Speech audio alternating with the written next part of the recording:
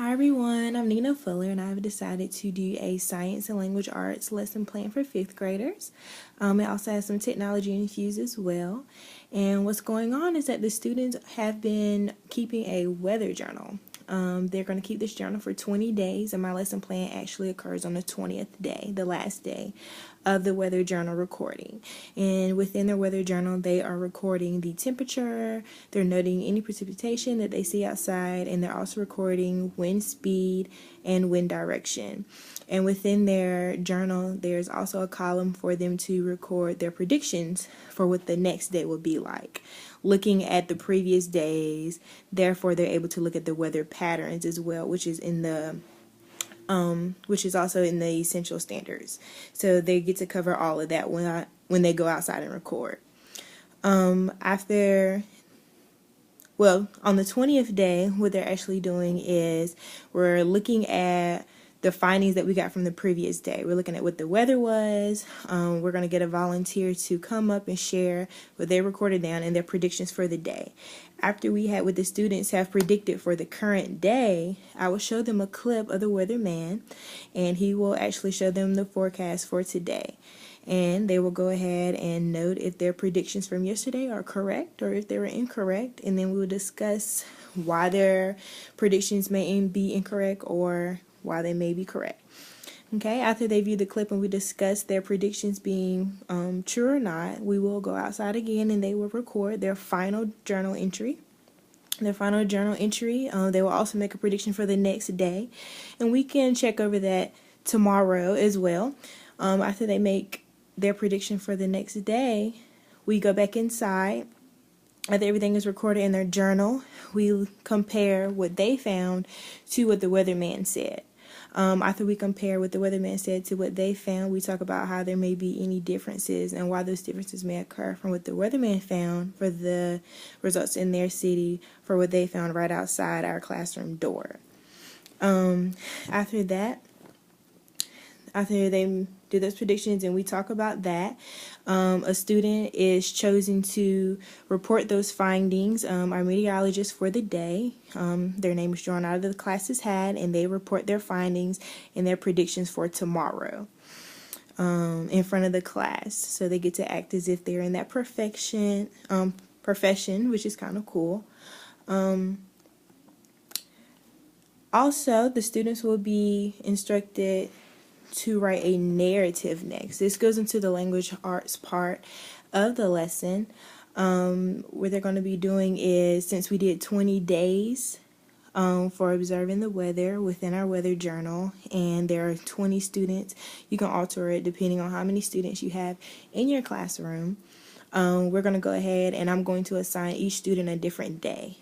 And what they're going to do is they're going to take the data that they collected and they're going to make a narrative story depending on that day. And within their story, they're going to have to make sure that they include details and clear sequence of events during that entire day. I also want them to include their senses, what that day would feel like, what they would hear during that day, what they would taste, smelling things in that sort.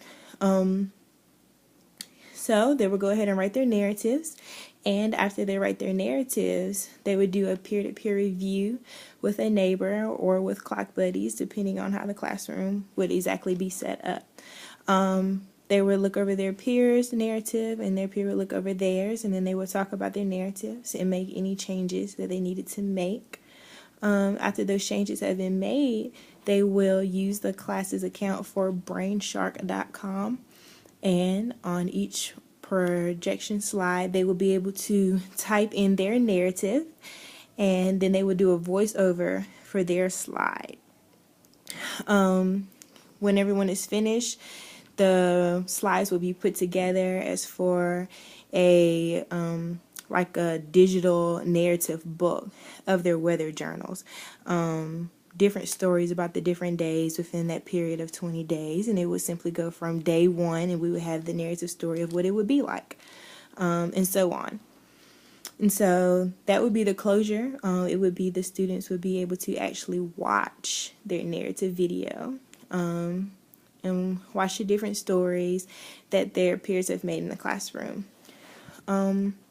I said for adaptations and modifications would be that the students were able to work together when they were collecting data. All of the students may not be able to correctly or accurately read the thermometer or be able to correctly determine the wind speed and direction. So they were able to work with their peers to record the information so it's as accurate as possible.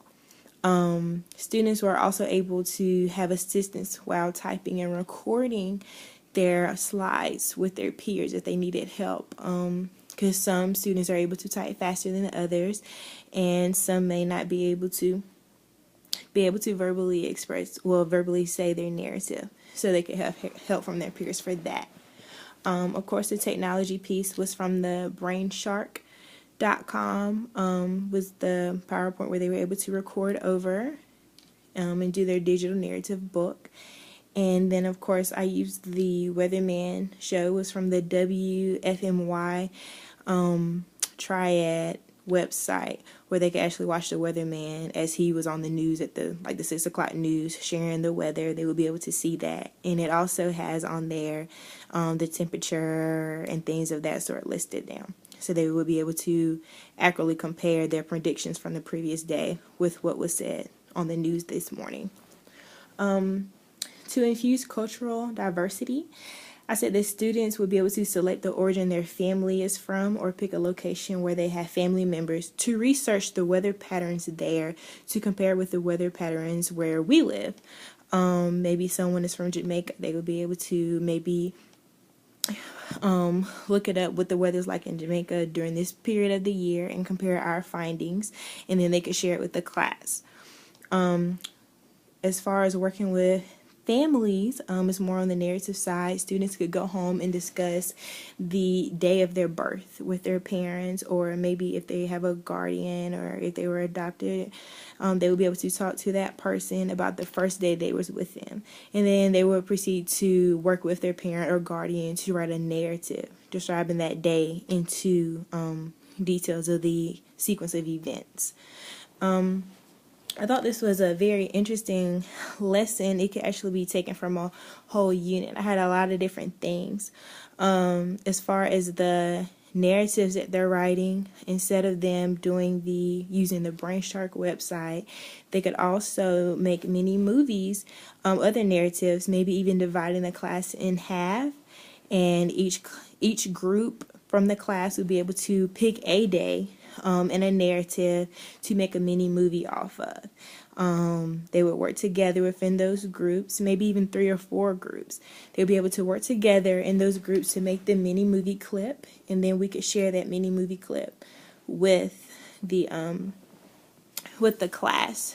The measurement piece with checking the thermometer can really go into math. I think that a lot of subjects can actually be incorporated into this lesson plan, taken into the unit aspect, as long as with social studies, the weather over time periods and how it has changed during 2014 or the 2000s back until like maybe even the 1950s or so. So they're able to see how the weather has changed over the periods of time.